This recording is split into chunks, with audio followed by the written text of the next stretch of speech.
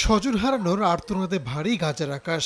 গেল 9 মাস ধরে ইসরায়েলের বর্বর হামলায় হাজারো মায়ের বুক খালি হয়েছে উপত্যকাটিতে। এরপরও চলছে নৃশংসতা।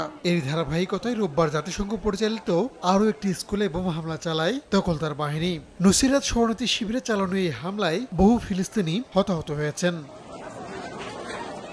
তেল আবিবের দাবি, স্কুলটিকে অস্ত্রাগার ও নিজেদের যোদ্ধাদের বসবাসের জন্য ব্যবহার করত হামাস।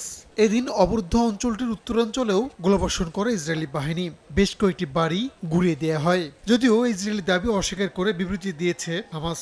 সংগঠনটির দাবি, হামলায় হতাহতরা সবাই বেসামরিক নাগরিক। নগদের কাছে সব গ্রাহকই প্রিয়, তাই তো সারা দেশে ক্যাশ আউট চার্জ সবচেয়ে কম। রোববার মধ্যপ্রাচ্য সফরে যান যুক্তরাজ্যের নতুন পররাষ্ট্রমন্ত্রী ডেভিড ল্যামি। গাজায় অবিলম্বে যুদ্ধবিরতির আহ্বান জানান তিনি। এদিকে গণহত্যা চালিয়ে যাওয়া ইসরায়েলের সঙ্গে যুদ্ধবিরতির আলোচনা আর চালাতে চায় না ফিলিস্তিনের স্বাধীনতাকামী সংগঠন হামাস। শীর্ষ নেতা ইসমাইল হানিয়া বলেছেন, এই আলোচনা থেকে তাদের প্রতিনিধিদের সরিয়ে নেওয়া হচ্ছে। গেল বছরের অক্টোবরে শুরু হয় এই যুদ্ধে ৩৮,০০০-এর বেশি ফিলিস্তিনি প্রাণ হারিয়েছেন, আর বাস্তুহারা হয়েছেন লাখ লাখ মানুষ। রাহানুল রানা, সময় সংবাদ।